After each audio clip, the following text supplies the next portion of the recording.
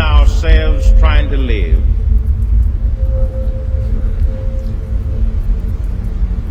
People still think that they can find peace of mind in pills. They try to eat their way to ecstasy. They try to drink their way to pleasure. They try to smoke their way to settled nerves. They try to puff their way to popularity and push their way to power. They try to bully their way to friendship and bum their way to world peace. But I've come today to say I know where a poor man has a chance, where a sick man can get well, where an ignorant man can become wise, a bad man can be made good, a good man can be made better, and even a dead man can be made alive. It's in Jesus Christ.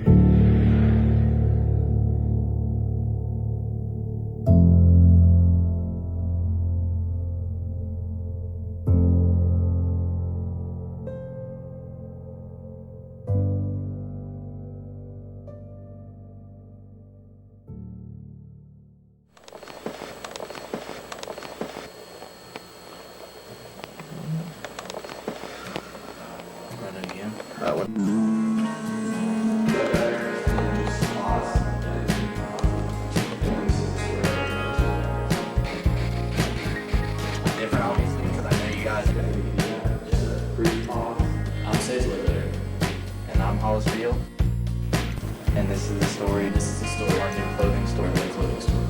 We're brothers.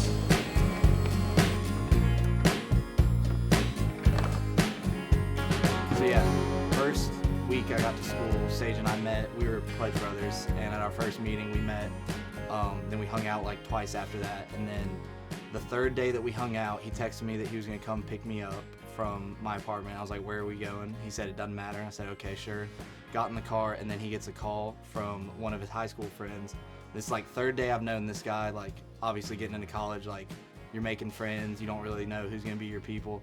And she's like, what are you doing? And Sage goes, I'm with Hollis, he's my new best friend. And I just look over at him like, this guy I've never met before 3 days ago.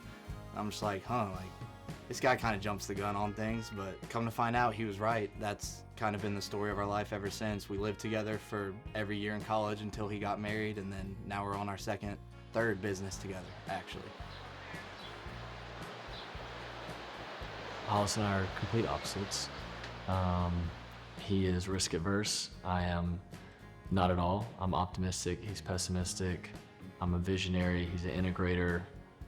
He's emotional, I'm not. I always tell people, I say, I'm gonna introduce myself to you first, but you'll often like Hollis better after you get to know him. Because I'm just a quick, like I'll introduce myself to you immediately, and then Hollis is one that like really gets to know you past the surface level. I mean, we're literally a perfect team because everything I don't have, he has, and everything he doesn't have, I have. And it works out amazing because when, like in business, there's a lot of hard conversations and there's a lot of things that you have to be able to understand about your business partner, and Hollis and I can understand that about each other. So it's a really weird, awesome relationship that we've been really blessed to have, so. Yeah, ever since I've known Sage, he's always been like on to the next thing, always been trying to chase the next business, chase the next thing that he can build. And so since we started our first company in 2020, he's done probably 2 or 3 other things that I wasn't involved in, but he invited me to be involved in, and I'm very risk averse, and the ideas made no sense, and they ended up being wildly successful. So ever since then, I've kind of said Sage's next idea that he wants to run with, I'm gonna help him build it. And now I'm moving to Seaside, Florida to start a men's clothing store.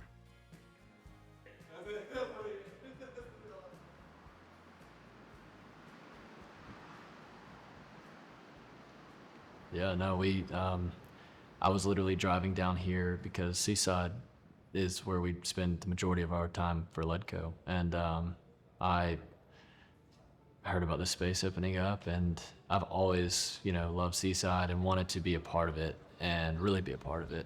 And I had this idea. I was like, man, we need men's clothing down here. There's just no men's clothing. And so I started looking it up, and I'm on the drive, and I just called Hollis. I was like, hey, I want to open a men's clothing store in Seaside. They have a space available. By this time, I'd already called everybody that needed to be called, and it was like, gotten verification on how to do it. And Hollis was like, dadgummit. He told me, he was like, the next thing you tell me we need to do, I was going to do it. And I was like, okay, so let's do it. And we did it. We called immediately everybody that we needed to call, got some preliminary things and got logos, and we got approved, and here we are opening a men's clothing store. So I would like a bit of my personality to show in the store. I love clothing, so I feel like the things that Hollis and I have picked together, I think that it's stuff that me and Hollis love. We love good clothing. We've bonded over golf, and we've bonded over certain sports and sporting events, and I think that we're gonna have a lot of our friendship in the styles of clothing that we've found. Our vision would be to create an awesome company with a great environment where people feel like they're welcome, where it's kind of like a merged Chick-fil-A, but for clothing. We really want to have people that are happy to be there, that love Jesus, that want to talk and love on these people as they come in. Even if they don't buy something, I want it to be that atmosphere. So that's my goal. Yeah. So I was a computer science major. I was out of state at Auburn on scholarship. I realized towards the end of my sophomore, beginning of my junior year, that I hated what I was doing. And then I looked into the financials of switching majors, and I just couldn't add any more time to school. So I stuck it out and finished it. And I didn't know what I was going to do. All I knew was that I didn't want to do what I had studied. And an option came up to go into business with Sage, which, as my best friend, everyone told me not to do it, but I went ahead and did it. And I think that with any other friends, it probably would have been a terrible idea, but because Sage and I can fight like we're family and then make up like we're family, it kind of makes everything work. Throughout college, though, there were already a lot of up and downs that Sage and I had to work through, so we had a very intentional and as hard as it is for him, an emotionally connected relationship already before we went into business together. So handling the adversity kind of came along with handling the adversity that we had already learned how to handle with each other. We know what crossing the line is. We know how to forgive. We know when anger is justified and when it's not. And quick to apologize and quick to forgive kind of defines our whole relationship. And learning how we work well together through our early friendship and through our business kind of led into how to handle real grown life adult adversity with each other. Starting way back, grew up on St. Simon's Island, Brown Middle School. We switched to the community church, non-denominational church here, where I met Bo Swafford, who's a youth pastor there, who gave me kind of my first taste of the goodness of God. And as an adolescent, I thought I had more important things going on than getting into that, so that kind of opened the door into a relationship with Christ, but I didn't step through it.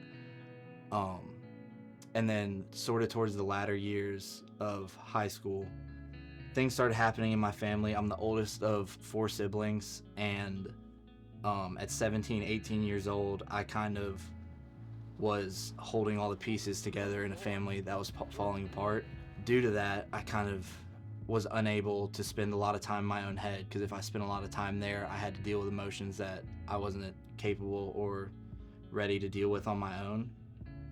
Sage was the first to kind of notice that I might be developing kind of a dependency on alcohol, and he started to talk to me about it then, but it's like, nah, man, we're 22, this is a good time, things like that. So fast forward, we go into business together, and then I moved back home last July to continue with the same business, and the stress there further exacerbated my issues until one day my mom had a soft intervention with me and asked me if I'd be interested in seeking help, and I said I would do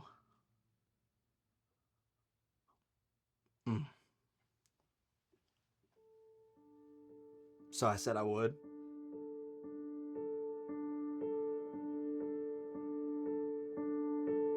The period of time where we realized, or he was starting to realize, that he was trying to fix problems with alcohol.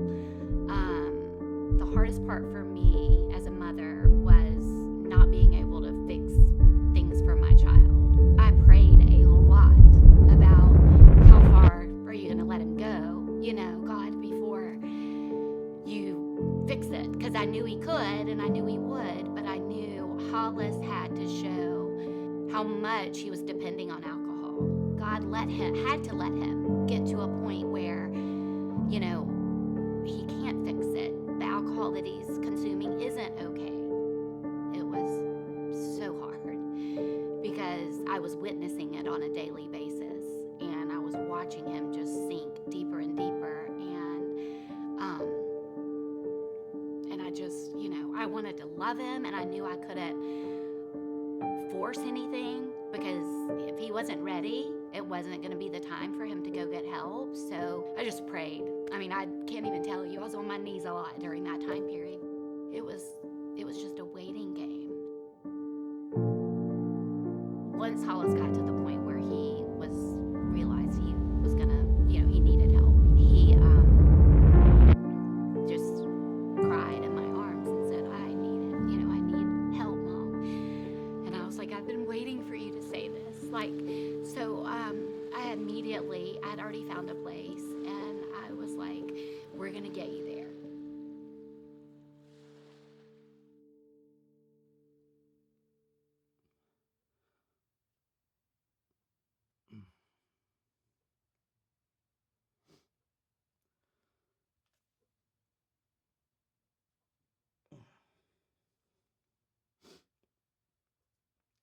Three days later, I was in Dahlonega, Georgia, at Mount Sinai Wellness Center. It was a 6-hour drive from here, and my mom took me up there.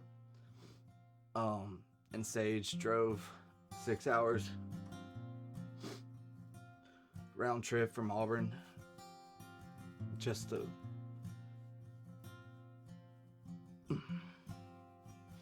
he drove 6 hours just to give me a hug and tell me he loved me for 5 minutes.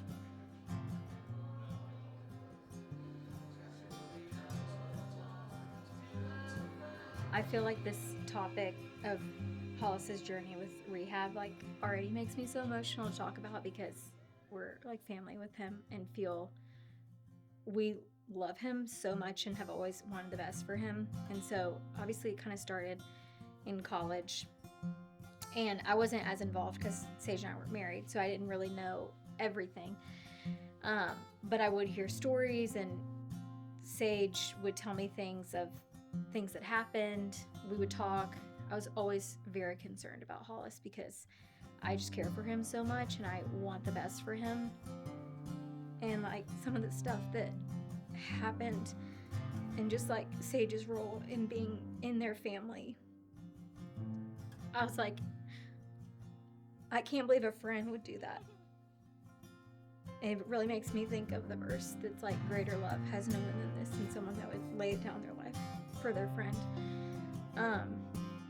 And I don't know where either of them would be without each other, but especially in this situation, Sage saw a need, and in his way of loving, he's an action guy, and so he's like, you need help, and I'm not gonna stop until you get help, because you're hiding from me, and that's not our relationship. There's no hiding in our relationship. Sage, like I said, kind of keeps things in, and it's kind of mind over matter.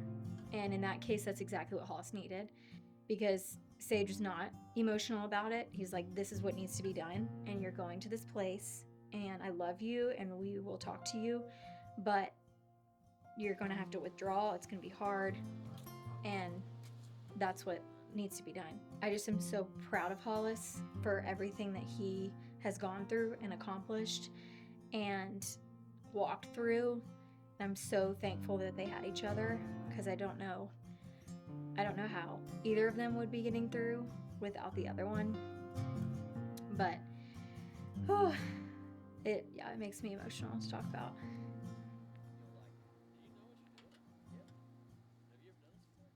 And Hollis was very emotional. Like, we all were. I mean, all three of us were just hugging and just saying, you're here, like, you're gonna get better. You know, this is day one, you're gonna get better. And that point forward, he would call, you know, on a daily basis and check in. And I could just hear it in his voice, the healing starting.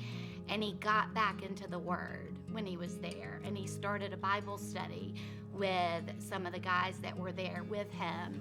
But Sage was the one that kind of walked through that journey with him as a friend. But since then, he's just been, I mean, I see the light in his eyes again. You know, I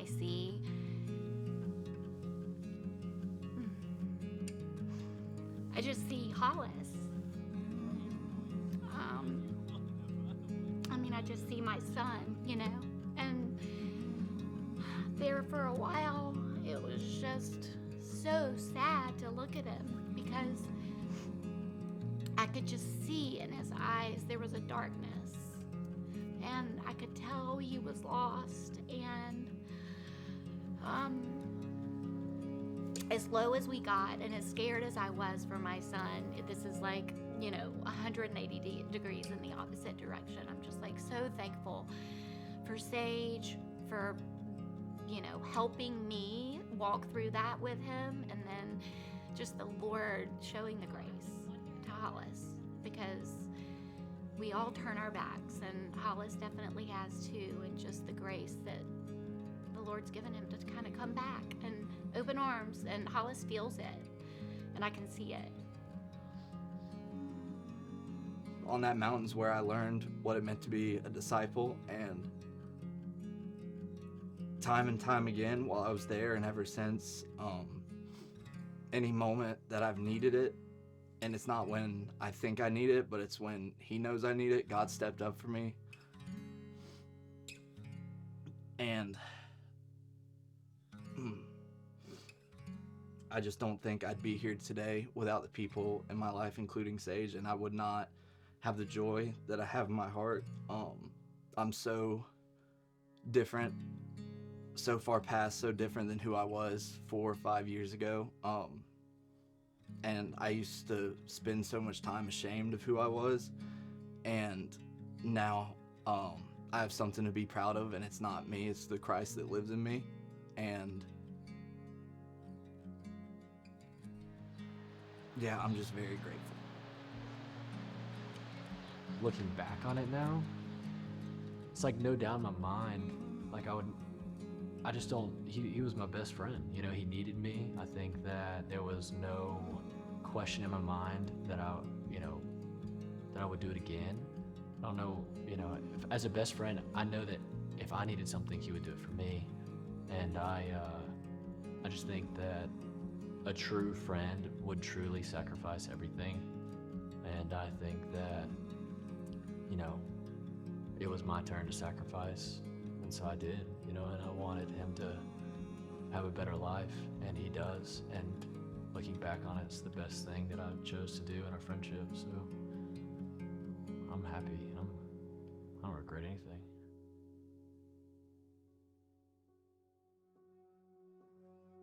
I think what it means to be brothers is a complete sacrifice of your life, dying to yourself, and, you know, really being there for a person when they need you.